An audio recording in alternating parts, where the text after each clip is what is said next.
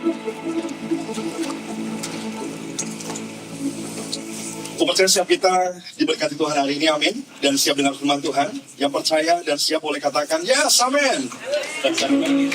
Ya, kita mau melanjutkan teman-teman semua seri kita di bulan ini yaitu at home. Berada di rumah, teman-teman. Dan kalau minggu lalu kita belajar marriage as a covenant, menikah sebagai sebuah perjanjian. Kita juga meneruskan apa yang kita diskusikan minggu lalu. Dan tentunya teman-teman semua, walaupun mungkin di antara kita banyak banget nih yang masih belum menikah, banyak yang mungkin masih single, banyak yang masih mencari-cari bahkan pasangan yang dari Tuhan. Aku percaya kalian gak rugi ada tempat ini karena ya ini bukan seminar, bukan, tapi ini sebuah pelajaran kehidupan bagaimana nantinya kita sebagai pasangan hidup bisa berlaku, kita sebagai pasangan hidup bisa bertindak supaya pada akhirnya kehidupan keluarga kita selaras dengan apa yang Tuhan mau. Amin, teman-teman semua.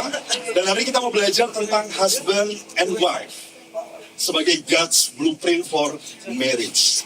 Bagaimana suami istri menjadi blueprintnya Tuhan di dalam sebuah pernikahan. Minggu lalu kita belajar tentang kontrak versus covenant. Masih ada yang ingat, teman-teman? Setiap kita menikah karena sebuah covenant, bukan karena kontrak. Kalau kontrak itu berdasarkan keuntungan bersama. Tapi kalau covenant itu berdasarkan komitmen pada panggilan. Jadi teman-teman semua ketika teman-teman menikah, maka teman-teman terpanggil menjadi pasangan bagi pasangan kalian. Dan diikatkan dalam sebuah janji yang suci, janji yang abadi ketika teman-teman ada dalam holy matrimony. Lalu kemudian kalau kontrak itu bisa dibatalkan kalau rugi, teman-teman. Kita pernah mungkin ya ada perjanjian kontrak kerjasama dengan klien kita mungkin, atau mungkin dengan partner kita. Kalau misalnya rugi, ya udah kita selesaikan aja kerjasamanya. Dan itu kontrak. Beda sama covenant. Kalau covenant tetap setia meskipun mahal harganya, teman-teman. Tetap setia walaupun mungkin banyak banget kerugiannya. Tetap setia walaupun banyak hal yang dikorbankan. Itulah covenant. Tidak mengenal kata rugi di dalam covenant tersebut. Semuanya berada dalam satu janji setia. Itulah covenant. Kemudian kalau kontrak tujuannya untuk melindungi diri, ya, supaya tidak ada wan prestasi. Kalaupun memang ada wan prestasi, apa yang harus dilakukan, semua tertuang dalam kontrak, teman-teman semua. Tujuannya apa? Untuk melindungi diri.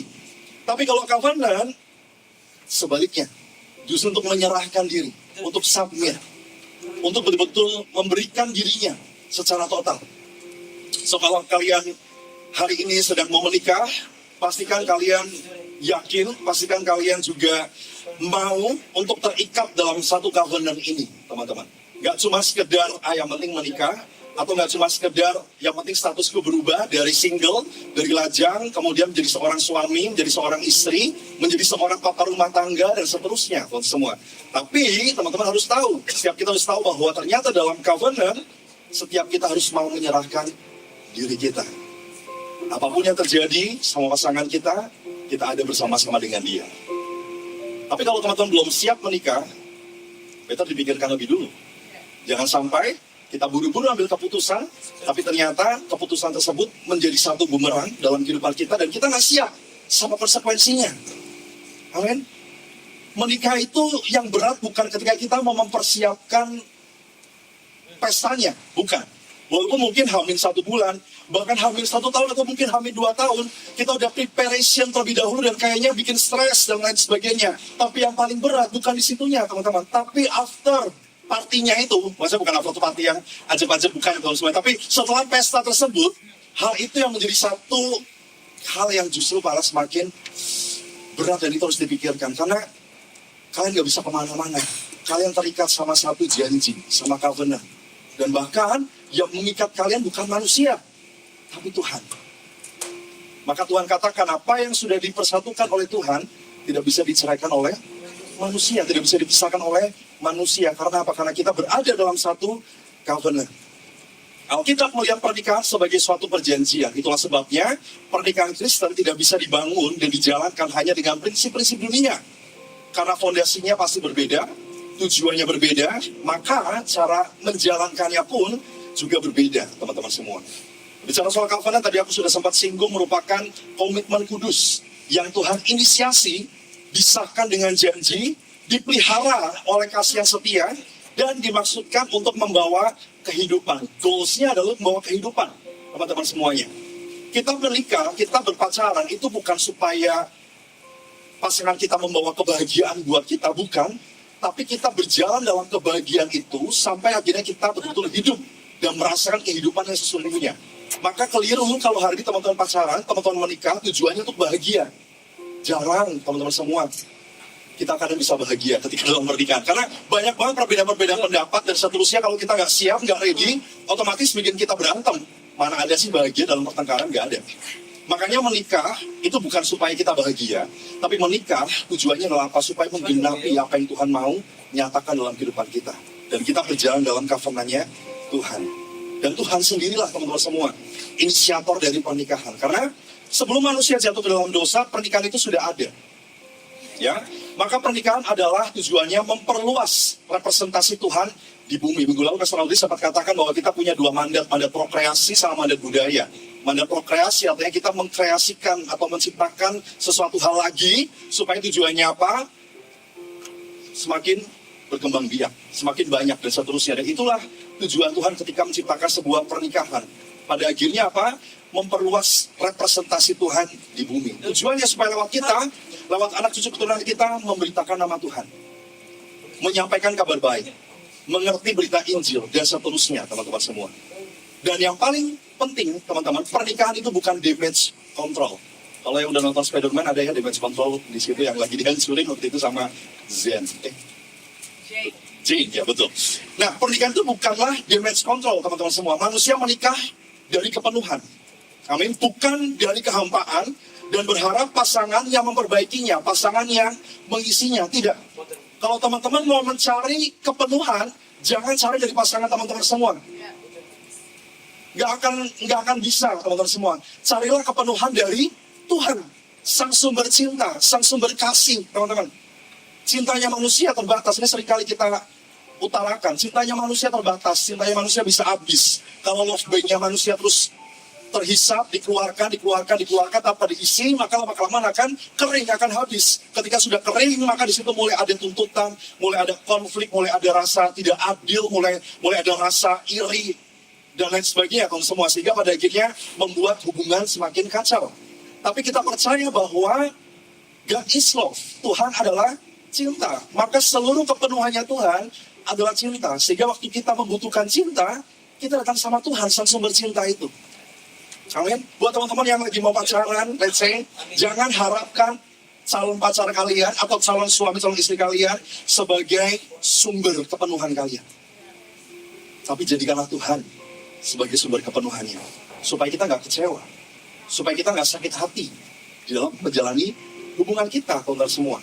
Maka segitiga ini adalah representasi dari bagaimana gambaran kita sebagai pria wanita, supaya pada akhirnya kita bisa jalan bersama dan mengarah kepada Kristus. Next slide. Ini Pastor Audrey minggu lalu juga sudah sempat jelaskan bagaimana seorang pria dan wanita supaya mereka semua saling penuh, saling diisi, teman-teman semua harus sama-sama belajar dan berjalan ke arah Tuhan. Kalau cuma yang pria doang yang jalan ke arah Tuhan tapi wanitanya tidak, atau sebaliknya wanitanya saja yang jalan tapi prianya tidak, maka ya pada akhirnya tidak akan sampai kepada goalsnya Tuhan. Kita akan merasa untung atau rugi dalam hubungan kita. Kita akan merasa kekeringan dalam hubungan kita. Oleh karena itu keduanya harus sampai kepada Tuhan. Tujuannya apa? Supaya pernikahan yang sejati itu bisa terbangun. Pernikahan sejati dasarnya adalah Tuhan, adalah Kristus. Hubungan yang sehat dasarnya adalah Kristus. Makanya di bulan lalu kita juga belajar gospel itu sebagai fondasi dari kekristenan.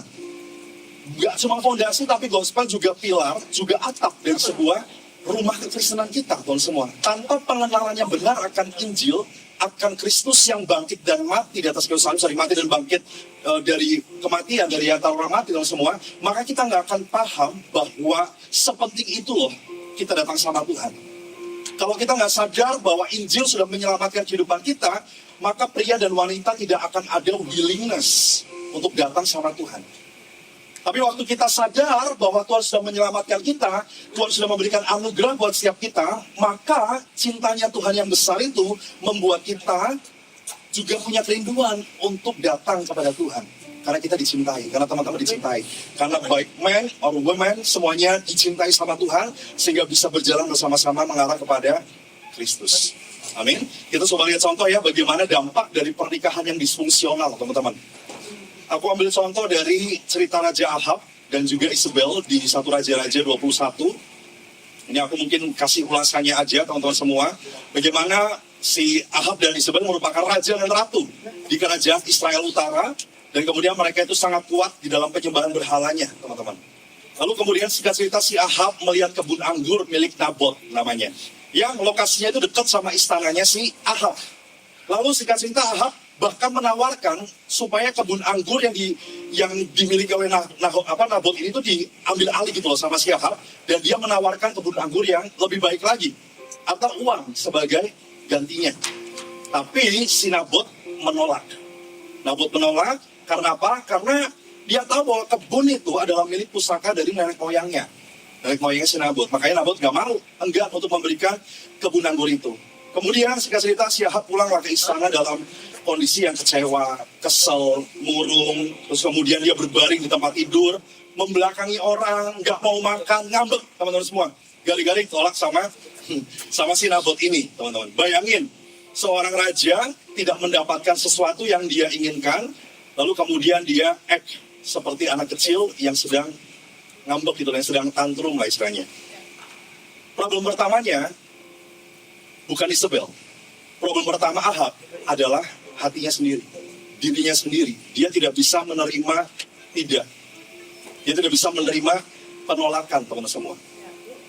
Dan Ahab, dia punya otoritas, tapi dia nggak memiliki spiritual leadership. Tentu saja karena dia penyembah berhala, teman-teman semua. Ahab cuma fokus sama, aku mau itu, tapi aku nggak punya, dan aku harus dapatin itu, gitu loh. Itu fokusnya si Ahab. Dan inilah yang gagal dilakukan Ahab sebagai seorang suami. Dia tidak memimpin dirinya sendiri sebelum memimpin keluarganya. Dia dikuasai sama keinginan, teman-teman semua. Dan seorang suami yang tidak mampu mengendalikan dirinya, dia akan sulit menjadi pemimpin yang membawa keluarganya kepada Tuhan. Ini jadi satu garis bawah juga buat kita, supaya bagaimana kita menjadi seorang suami atau pemimpin yang betul-betul mampu mengendalikan diri. Supaya apa? Supaya kita bisa membawa keluarga kita datang sama Tuhan. Lalu kemudian si Isabel, istrinya itu tanya sama si Ahab, kenapa kau lumurung gitu, ada apa gitu. Isabel bilang sama Ahab, bangunlah, ayo makan yuk. Biarin supaya hatimu tuh kayak bersuka cita, dan tenang aja, aku tuh akan memberikan kepadamu kebun anggurnya Nabot, orang Israel itu. Seolah-olah kayak Isabel tuh bilang kayak, udah biar gue aja yang ngurusin, nanti tenang aja, gue bakal usahain supaya kebun anggur itu jadi punyamu. Jadi Isabel ini mencoba untuk mengadem-ngademin Ahab pada saat itu. Lalu kemudian Isabel menuliskan surat atas nama Ahab dan membubukkan materai Ahab di situ. Isabel membuat skenario palsu, teman-teman. Mengirim surat kepada para tua-tua tempat Nabot tinggal bahwa si Nabot ini telah mengutuk Allah dan mengutuk raja. Kemudian Nabot juga dikatakan keluar dan rajam dia sampai mati. Pada saat dikirimin surat itu, kemudian si Nabot itu keluar dan dirajam sampai dia mati, teman-teman semua. Dalam tanda kutip, si Isabel ternyata mengambil alih otoritas suaminya dan melakukan yang jahat di mata Tuhan. Dan di sini poinnya, teman-teman, bagaimana pasangan yang tidak dipimpin oleh Roh Tuhan pasti akan mengacaukan dan menghancurkan satu sama lain. Mungkin apa yang si Isabel lakukan seolah-olah baik, gitu kan, ingin menolong suaminya, ingin membahagiakan suaminya, tapi dengan cara yang keliru, teman-teman semua. Itu yang membuat pada akhirnya ada kejahatan yang timbul. Dan satu sisi, si suaminya juga tidak bisa mengendalikan dirinya. Dia nggak punya self control, dia nggak punya spiritual leadership yang baik, sehingga pada akhirnya dia ngamuk dan seterusnya, teman-teman semua. Family doesn't start with children. Husband and wife are the first membernya, teman-teman semua. Keluarga itu nggak dimulai dari anak, tapi dari suami dan istri. Mereka itu first membernya. Keluarga memang terdiri dari ayah, ibu, dan anak. Tetapi kita harus ingat bahwa keluarga dimulai dari suami dan istri. Anak datang ke dalam sebuah covenant yang sudah ada sebelumnya. Bahkan Kejadian 2 itu terjadi sebelum kejadian 3. Sebelum ada anak-anaknya si Adam Hawa, teman-teman semua. So Tuhan terlebih dahulu mempertemukan Adam dan Hawa sebagai husband and wife. Sebagai satu daging. Kalau semisal hubungan suami istri sehat, maka pada akhirnya anak akan menerima nutrisi yang sehat juga dari lingkungannya. Tetapi sebaliknya, kalau ternyata hubungan suami istri terus-menerus penuh dengan konflik, marah, manipulasi, dingin, insecurity, anak juga akan mengkonsumsi hal itu, teman-teman.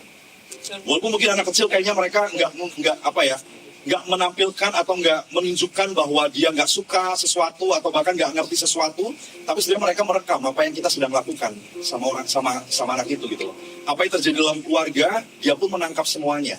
Makanya di dalam kehidupan kekristenan, khususnya pasangan suami istri, pastikan bahwa kita mengkonsumsi sesuatu hal yang baik, teman-teman semua, dan akhirnya mengeluarkan juga hal-hal yang baik, supaya pada akhirnya anak kita juga mengikuti apa yang baik dari kita. Ini bukan hal yang mudah tentunya, kita mesti mau tidak mau belajar dan punya keinginan untuk sampai ke arah situ. So, karena kita belajar dari apa yang Ahab sama Isabel lakukan, ternyata mereka sebagai keluarga yang disfungsi, peranannya kurang berjalan dengan baik.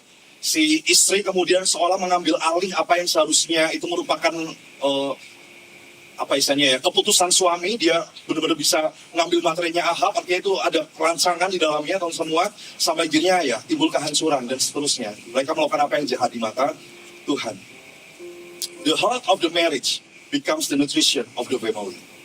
Kesehatan dari sebuah pernikahan itu akan menjadi satu nutrisi yang baik untuk keluarga. Kejadian 2 ayat 24, coba kita sama-sama lihat.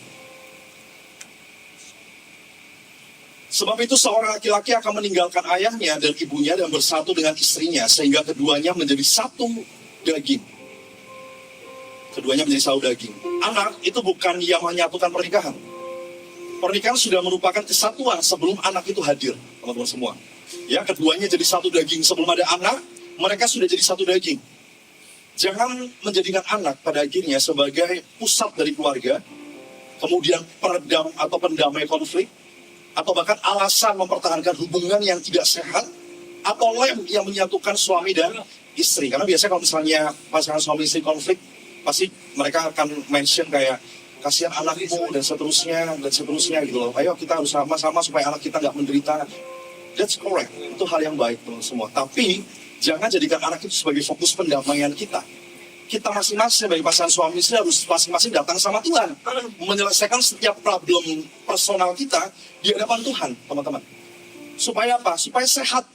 Hubungan kita sehat, pada akhirnya anak pun mengonsumsi apa yang sehat juga. Jangan jadikan anak sebagai alat untuk kita merayu pasangan kita.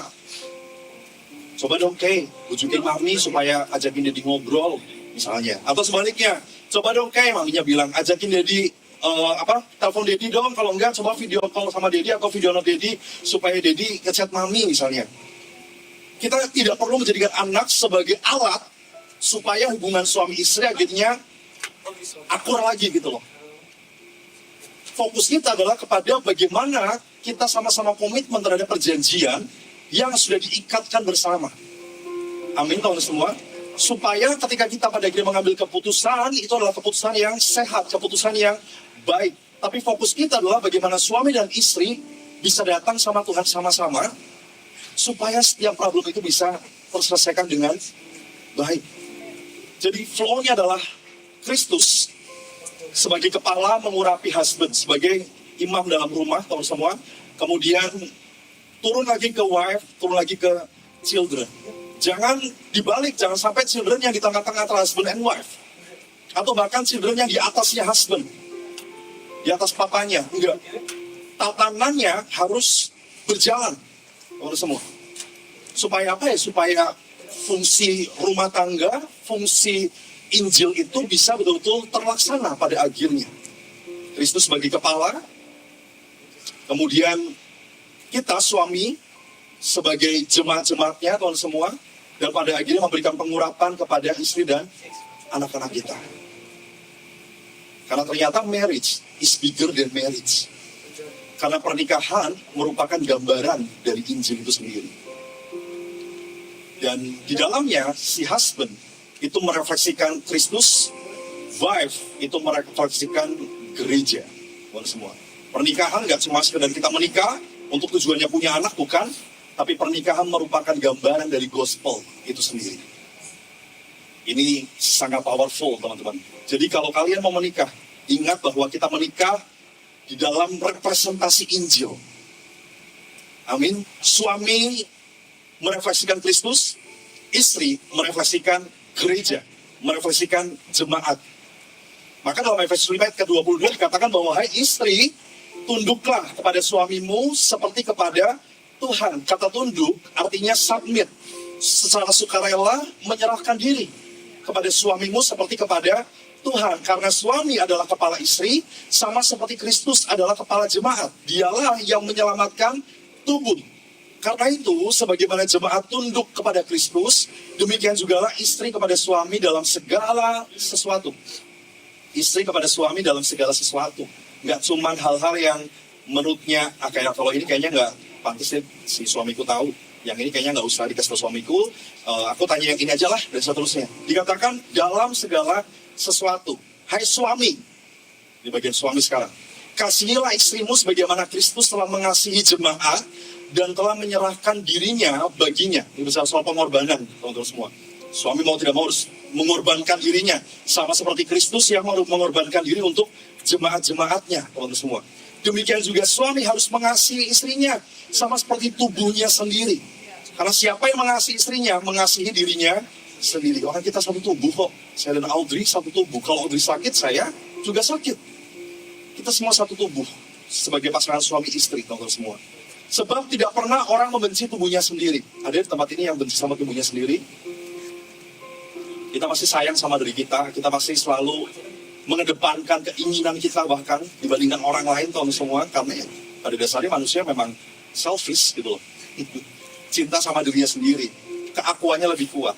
So nggak pernah orang membenci tubuhnya sendiri, tetapi memelihara dan merawatnya sama seperti Kristus terhadap jemaat. Karena kita adalah anggota tubuhnya. Sebab laki-laki akan meninggalkan ayahnya dan ibunya dan bersatu dengan istrinya, sehingga keduanya itu menjadi satu daging. Rahasia ini besar, tetapi yang aku maksudkan ialah hubungan Kristus dan jemaat, representasi Injil dalam rumah tangga, teman-teman. Bagaimanapun juga bagi kamu masing-masing berlaku, kasihlah istrimu seperti dirimu sendiri, dan istri hendaklah menghormati suaminya. Balik ke Kejadian, teman-teman semua, Kejadian 2:24 dikatakan, sebab itu seorang laki-laki akan meninggalkan ayahnya dan ibunya dan bersatu dengan istrinya, sehingga keduanya menjadi satu daging. So, tugas suami sekarang, teman-teman semua. Apa sih tugas suami di dalam rumah tangga? Role-nya itu akan seperti apa? Ternyata husbands reflect the love of Christ to his wife. Suami merefleksikan cintanya Kristus kepada istrinya. Suami dipanggil untuk mencerminkan kasih Kristus kepada istrinya. Cara suami memimpin seharusnya memberi gambaran tentang karakter Kristus. Buat yang belum menikah, mungkin masih pacaran, ya kita nggak perlu latihan jadi papa, jadi mama gitu ya, nggak perlu ya. Papa nggak perlu. Tapi kita bisa belajar bagaimana sebagai seorang pria, kita belajar sebagai imam. Gitu loh. Sebagian calon suami aku jadi bingung jelasnya ya, takutnya nanti dipikir kalau ya berarti kita sudah mulai bisa latihan jadi papa mama gitu kan. Nggak perlu latihan bikin anak, nggak perlu apa-apa, nggak perlu teman-teman semua. Kita cukup melihat bagaimana seorang suami itu punya kebijaksanaan sebagai seorang pemimpin, teman-teman. Kita belajar dari situ sebelum kita menikah ya, kita bisa mulai kok latihan, teman-teman semua. Nah, cara suami memimpin seharusnya memberi gambaran tentang karakternya Kristus. Gimana sih Kristus memimpin jemaat, teman-teman semua? Yang pertama, Kristus memimpin jemaat itu dengan dirinya sendiri. Dia mampu untuk menjadi leader. Bahkan di dalam dia menjadi pemimpin, teman-teman semua, dia ngajarin kita bahwa kalau kita mau jadi yang terbesar, kita harus jadi yang kecil dulu. Kalau kita mengaku diri kita sebagai seorang pemimpin, maka justru malah kita mengambil responsibility yang lebih besar. Kita rela berkorban, kita memberikan cinta. Makanya apa yang Yesus lakukan, dia memimpin, dia mencintai, dan dia berkorban. Kita sebagai suami diajarkan untuk seperti itu. Kita memimpin, artinya apa? kita mampu mengatur segala sesuatunya, merencanakan segala sesuatunya, kemudian membawa keluarga kita kepada arah yang tepat, yaitu arah Kristus. Kemudian kita mengasihi istri dan anak kita. Di dalam kita mengasihi anak istri kita, kita pun sacrifice, berkorban, berjuang, teman-teman semua. Kita mengedepankan keselamatan rumah tangga, keselamatan keluarga, dibandingkan mungkin hal-hal yang lainnya. Efesus 5 ayat 23, aku ulangi lagi, karena suami adalah kepala istri, sama seperti Kristus adalah kepala jemaat, dialah yang menyelamatkan tubuh. Hai suami, kasihlah istrimu, bicara soal love ya, sebagaimana Kristus telah mengasihi jemaat dan telah menyerahkan diri baginya. Apa artinya memimpin, teman-teman? Bukan saya yang paling berkuasa, tetapi saya yang mengambil pertama kali sebuah tanggung jawab. Karena kepemimpinan itu bukan soal posisi, tapi soal fungsi. Amin. Banyak orang, terima kasih Bu Gembala. Banyak orang yang mencoba untuk punya posisi yang tinggi di dalam, nggak cuma di rumah tangga ya, tapi di dalam perusahaan, maunya jadi direktur dan seterusnya. Tapi dia nggak punya fungsi di dalamnya, so nggak berguna gitu loh, for what gitu loh ada di situ. Kalau nggak bisa ngapa-ngapain, nggak bisa ngelit dan seterusnya. Maka dari itu, bicara soal kepemimpinan, itu bicara soal kita berani mengambil tanggung jawab. Kita berani membackup tim kita, pasang badan bahkan untuk tim kita. Even mereka salah, teman-teman semua, mau tidak mau kita sebagai pemimpin menanggung kesalahannya juga. Bicara soal kepemimpinan, artinya bicara soal responsibility. Walaupun ada hal yang merugikan kita, tapi karena kita sudah punya inisiatif untuk mengambil tanggung jawab itu, maka mau tidak mau ya kita harus menyelesaikan tanggung jawab itu, teman-teman semua. Oke lah, kita membackup mereka. Tapi nanti ketika kita sedang berbalik badan, kita ngomong sama tim kita, atau ngomong sama istri kita ngasih arahan, direction. Harusnya nggak begitu. Mungkin ada cara yang lebih oke lagi, dan seterusnya. Tapi di depan orang-orang, kita bela mereka, teman-teman. Jangan malah kebalik. Di depan tim kita, depan istri kita baik-baikin dia. Iya, dia yang salah. Ngapain ya kamu harus kayak supaya seperti ini? Tapi di depan orang lain, istriku emang begitu. Dia memang suka ceroboh. Dia nggak suka mandi, misalnya gitu. Kita jelek-jelekin dia depan orang lain, teman semua. Jadi kebalik gitu loh. Bukan out juga suka mandi, dia rajin mandi. Dia rajin setiap hari 3 kali sehari dia mandi. Jadi aman. Artinya jangan sampai kebalik gitu loh. Kebalik kita malah menjelekkan tim kita depan orang, tapi di belakang kita baik-baikin. Sebaliknya, di depan orang kita backup, tapi di belakang kita kasih direction. Kita kasih arahan. Supaya apa terbentuk? Terbentuk sebuah organisasi yang baik. Keluarga pun organisasi yang Tuhan inisiasi, teman-teman. Seseorang pemimpin itu bukan orang yang paling banyak memberikan perintah, tapi pemimpin adalah orang yang paling siap mengambil tanggung jawab. Ini saya pun tertegur. Itu betul. Pemimpin bukan soal kayak lu paling bisa nyuruh-nyuruh orang dan seterusnya, tapi lebih kepada siap mengambil tanggung jawab itu, teman-teman semua. Yes, Bang. So husbands, lead spiritually and lead by example. Suami harus memimpin secara spiritual dan juga melit dalam sebuah teladan, contoh. Suami mengambil inisiatif dalam kehidupan rohani keluarga. Bukan berarti kemudian suami harus menjadi pendeta di rumah, bukan teman semua, tapi jadi yang pertama mengenal Kristus dan juga mengenalkan Kristus, pertama mengajak berdoa, pertama meminta maaf ketika salah. Amin. Kita yang ambil inisiatif pertama di dalam rumah tangga kita. Gak salah kalau istri ngajakin kita berdoa, gak salah. That's good. Istri sebagai penolong kita, ngingetin kita, reminder kita, teman semua. Tapi kita sebagai imam, justru yang harus punya responsibility lebih, willingness lebih to do more di dalam rumah tangga kita, teman-teman. Kita harus ngarahin istri kita, justru malah kayak kita bangun jam sekian, kita doa sama-sama dan seterusnya. Jangan malah kayak kita nunggu-nunggu istri kita nyuruh kita doa gitu loh. Kita yang ngambil inisiatif lebih dahulu. Kita nggak perlu nunggu orang lain untuk nyuruh-nyuruh kita. Dan aku yakin disuruh-suruh itu nggak enak. Ya kan? Dituntut itu, dikejar-kejar, dipaksa-paksa itu nggak enak. Makanya sebelum dipaksa, kita ambil inisiatif dulu. Kalau perlu, ya dengan cara yang baik-baik kita ngajakin Adri, mencontoh ya dia. Besok kita bangun pagi yuk, kita doa bareng, kita perjamuan kudus bareng, kita sama-sama baca Alkitab dan seterusnya. Kita take inisiatif pertama kali, teman-teman semua. Gak harus teman-teman jadi pendeta. Nanti kalau kalian jadi pendeta, jemaatnya siapa? Bayangin kalau di tempat ini semua pria jadi pendeta, nanti repot juga gitu kan. Jadi gak perlu jadi pendeta, untuk teman-teman ambil inisiatif Amin. dalam tanggung jawab kepemimpinan. Kalian bisa mengajak siapapun untuk mengenalkan Kristus buat mereka. Pria membuat langkah inisiatif untuk menentukan arah dan budaya keluarga yang baru. Termasuk arah pacaran juga, teman-teman semua. Pria pun yang menentukan arah dan budaya pacarannya itu mau kayak apa. Dan sebagai calon istri, sebagai ceweknya, juga harus belajar submit di dalamnya.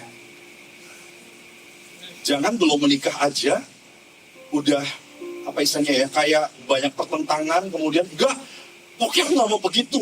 Pokoknya setiap hari Sabtu, kamu harus bareng sama aku jam 7 pagi sampai jam 7 malam. Habis itu kita makan malam, terus kemudian kita jam 10 malam, kita dugem dulu misalnya. Pada akhirnya pasti akan rusak, teman-teman. Tapi seorang pria, seorang cowok, kita bisa mengarahkan. Aku mau usul dong, gimana kalau misalnya setiap pagi kita video call, kita sambil doa bareng, atau mungkin ya telepon biasa aja, kita baca kita bareng, let's say, teman-teman semua. Banyak cara untuk kita sama-sama datang sama Tuhan. Atau kayak kita sama-sama doa puasa ya, buat tanya kehendak Tuhan. Kira-kira Tuhan berkenan gak ya sama hubungan kita? Kalaupun memang ternyata Tuhan kasih jawaban yang bilang no terhadap hubungan kita nggak saling sakit hati. Tapi kita bisa memahami maksud Tuhan itu apa di dalamnya.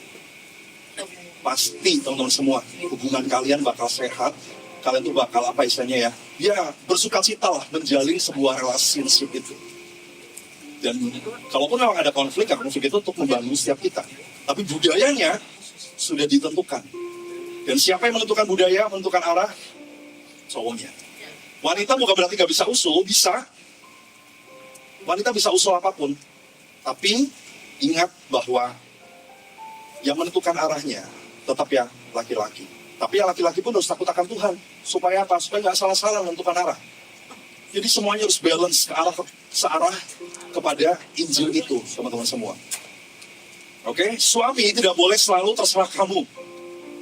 Cowok nggak boleh selalu terserah kamu ya. Kapal jawaban paling gampang kan memang terserah ya. Terus kemudian kalau misalnya kita diajakin kemana, terus kita bilang terserah aja. Terus ternyata kita diajakin ke tempat yang nggak enak, kita ngomel gitu kan. Kok kamu jalan ke sini sih? Lah kamu kan bilang terserah tadi. Ya tapi kan jangan begitu dong. Ini kan banyak tempat yang lebih enak dan seterusnya. Lah kamu bilang terserah tadi, berantem akhirnya teman semua. Gara-gara kata terserah akhirnya konflik gitu kan ya. Terserah kelihatannya damai. Ya kan kelihatannya kayak damai. Tapi kadang-kadang sebenarnya adalah bentuk pelarian dari tanggung jawab. Ya, betul. Kata terserah itu sebenarnya bentuk pelarian dari tanggung jawab. Kayak kita nggak mau ambil tanggung jawab apapun. Jadi kayak udah terserah aja, kamu yang putusin dan seterusnya. Ya mungkin sometimes ketika kita udah burn out, capek dan lain sebagainya, kita bisa bilang, yaudah terserah aja. Yang penting aku punya maksud seperti ini, seperti itu. Tapi kalau mau kita doain dulu aja yuk. Kelihatan rohani banget ya, tapi ya itu memang harus kita lakukan ya nggak sih? Jadi jangan sampai kayak kalian malah merasa aneh kalau hubungan kalian terlihat rohani gitu loh. Justru itu yang wajar, itu yang normal sebagai pasangan Kristen. Yang memang mau tidak mau harus rohani. Jangan malah merasa kayak, ya aneh banget sih, lu so suci banget sih, ngapain sih kita harus doa-doa begitu dan seterusnya gitu loh. Jangan malah kita merasa aneh terhadap hal yang sebenarnya wajar.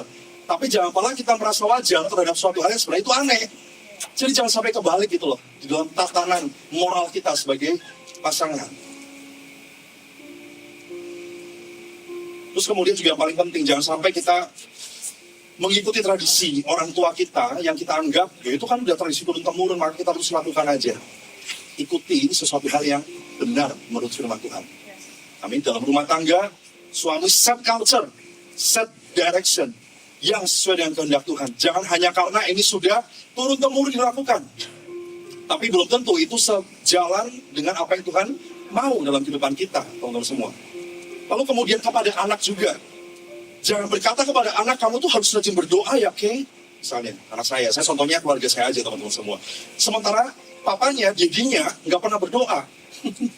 Jangan pernah kayak kita berkata, Kay kamu harus hormatin mama ya, harus sayang-sayang mama ya. Sementara papanya sendiri merendahkan mamanya misalnya. merendahkan mamanya di depan anaknya. Seorang suami mengambil langkah, bukan didorong-dorong untuk melakukan sesuatu.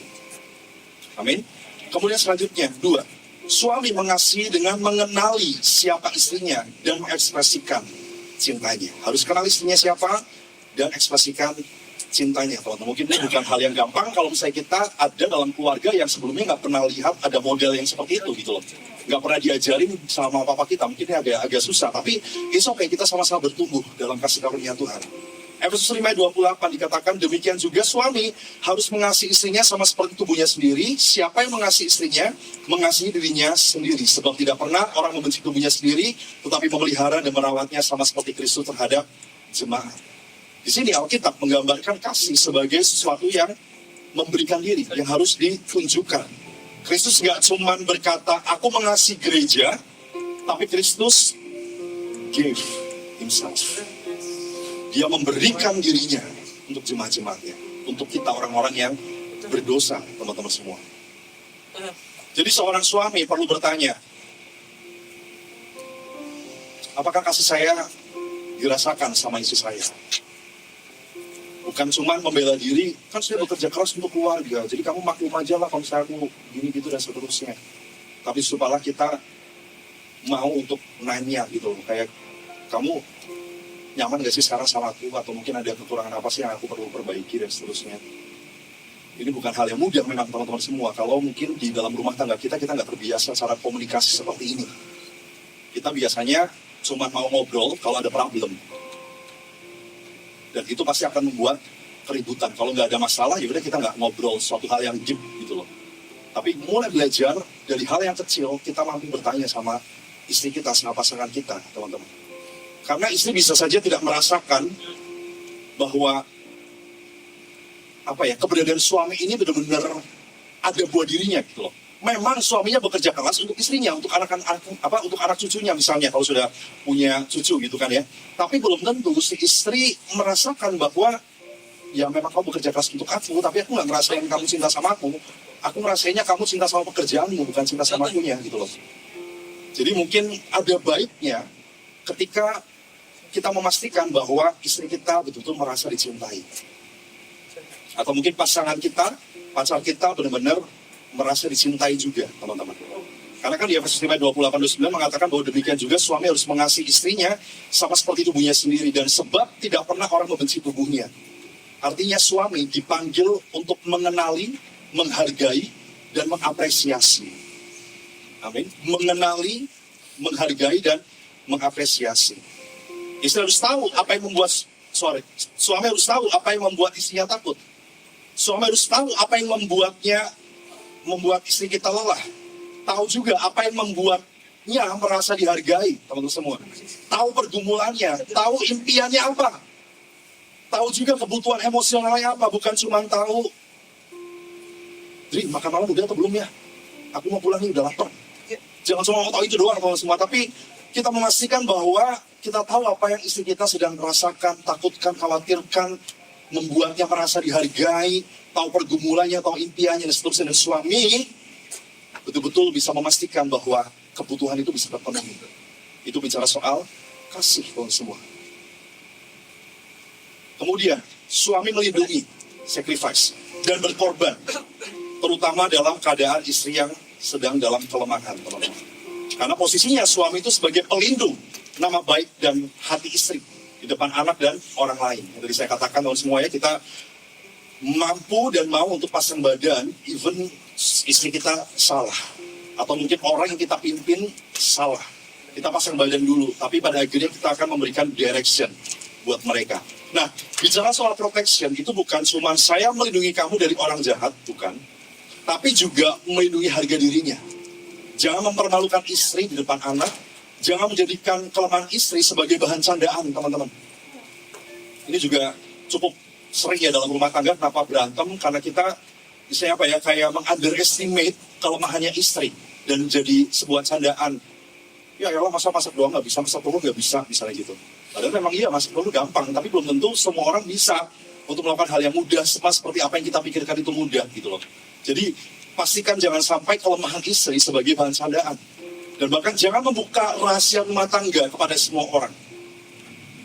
Juga jangan sampai kita membiarkan orang lain menghina istri kita. Ini tugasnya si suami. Kita punya protection. Kita memproteksi istri kita, keluarga kita, teman-teman. Supaya supaya tatanan ilahi di dalam rumah tangga kita betul-betul berfungsi dengan baik.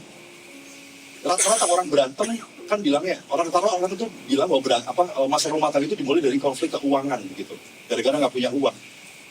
Tapi puji Tuhan, kita berdua kan nggak punya uang gitu.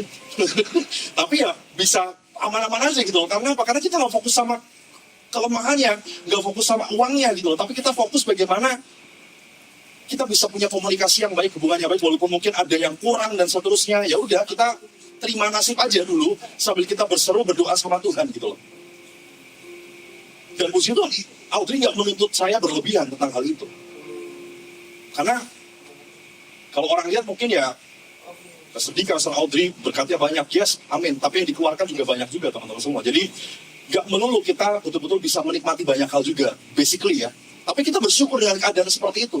Kita bersyukur bahwa apa yang kita butuhkan tercukupi semuanya. Walaupun mungkin belum berlebih seperti yang lainnya misalnya. Tapi kami berdua memastikan bahwa kalaupun memang ada masalah, udah itu biar masalah eksternal aja, masalah di luar. Entah mungkin jemaat yang mau didoakan, atau mungkin ada jemaat yang berantem dan lain sebagainya, perlu didoakan, perlu dimediasi, dan seterusnya.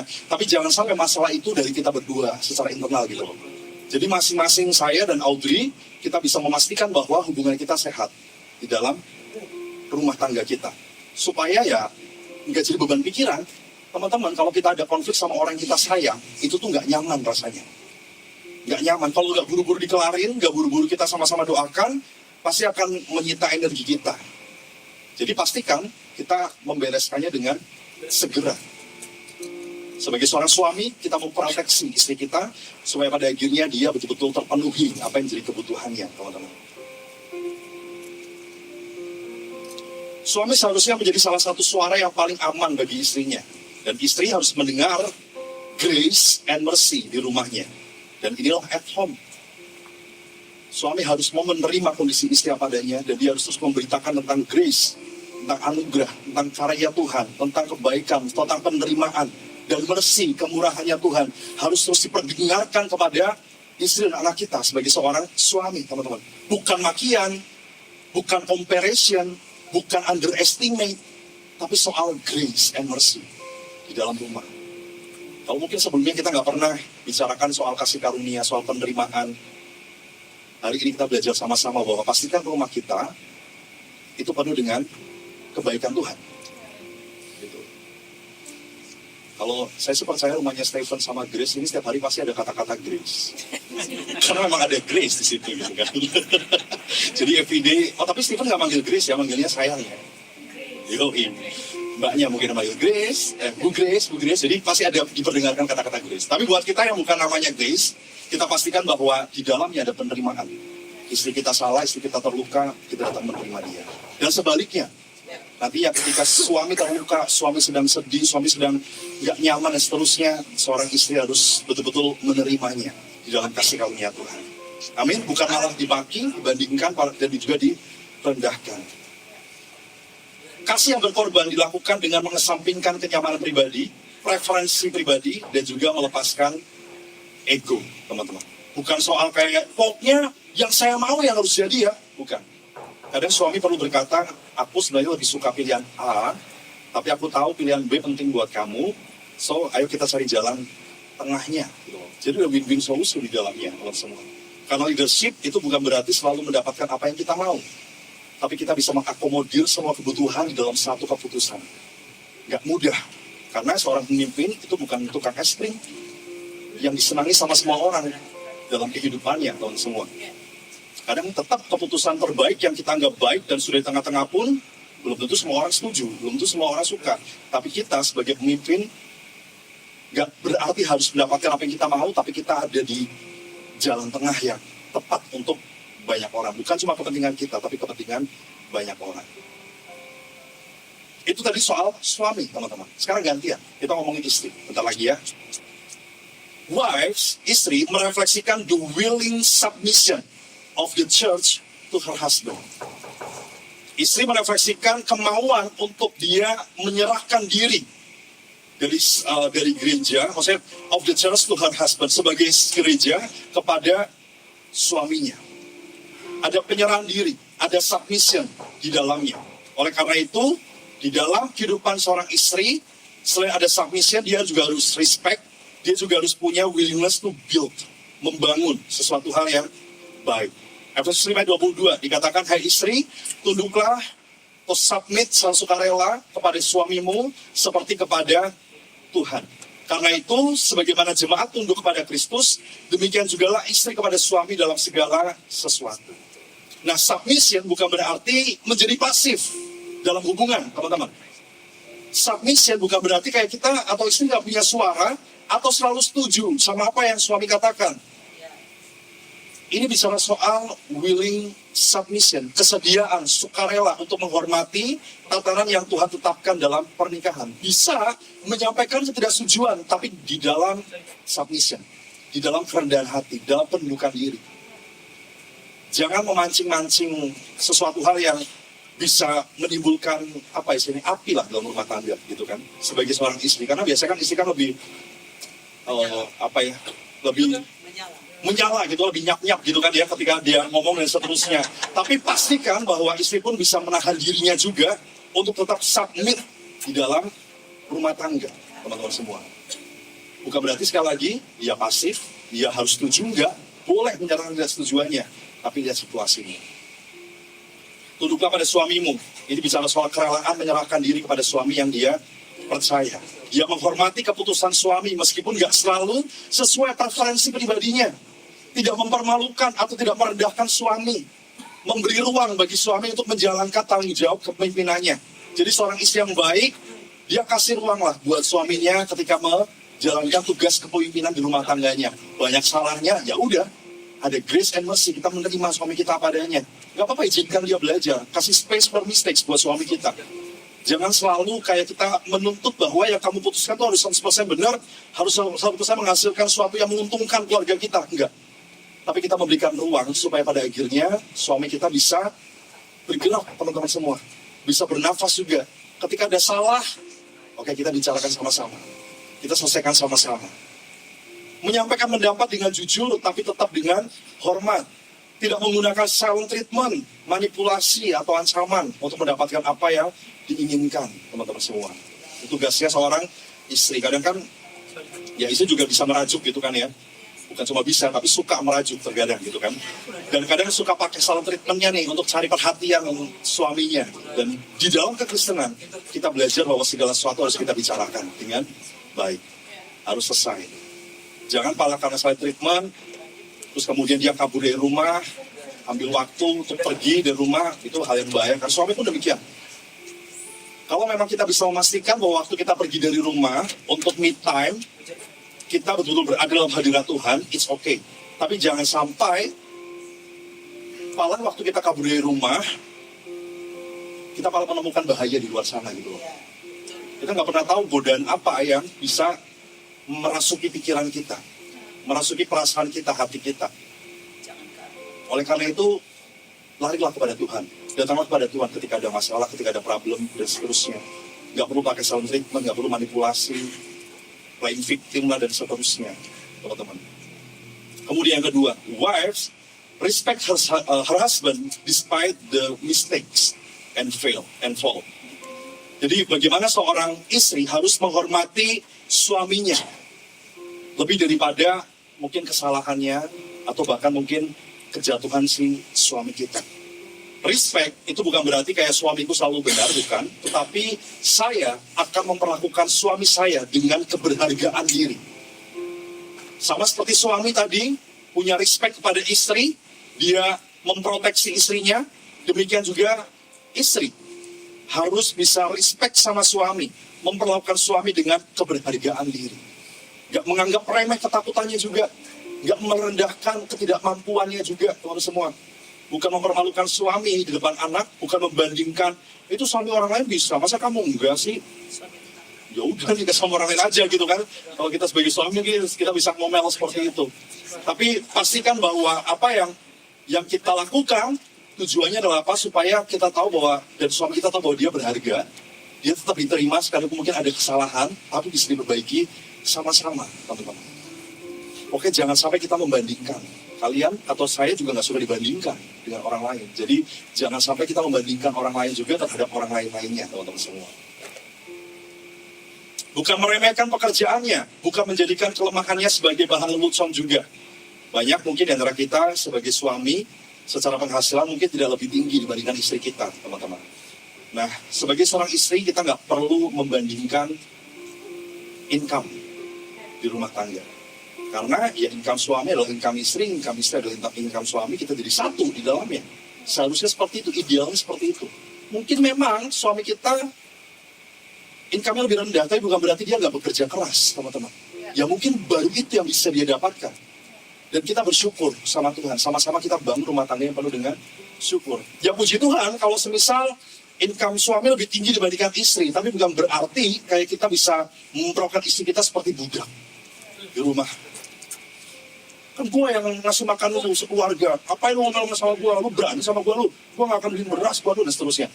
Gak perlu seperti itu semua. Kita pastikan bahwa mau siapapun income-nya lebih tinggi, kita saling menghormati sebagai suami dan istri. Gak perlu meremehkan pekerjaannya, teman-teman. Banyak orang yang hari ini gak punya pekerjaan karena gengsi. Bukan karena gak banyak lapangan pekerjaan, tapi karena gengsi. Gak mau jadi, sorry itu saya, aku gak sama sekali merendahkan apapun, tapi justru malah ini satu kebaikan gitu loh. Banyak orang yang menganggap profesi sebagai driver, let's say, itu adalah hal yang sangat rendah gitu. Sehingga banyak orang yang tidak mau. Justru, itu bukan hal yang rendah. Selama kita mampu bekerja dengan baik, kita akan menghasilkan banyak berkat gitu loh. Apa yang Tuhan sedang percayakan sama kita hari itu kita kerjakan. Tapi banyak orang yang gengsi kayak, enggak lah, aku maunya kerja di Trisri Tower lantai 16. Asik, kantor kita dulu gitu kan ya. Kalau misalnya di tempat lain nggak mau, jijik najis gitu kan, nggak level dan seterusnya. Akhirnya apa? Banyak pengangguran. Dan pastikan setiap kita tidak memilih-milih pekerjaan. Sekalipun mungkin hari ini Tuhan masih percayakan kita suatu hal yang kecil, tapi kita lakukan dengan penuh setia, Tuhan semua percaya bahwa itu akan menjadi besar pada akhirnya.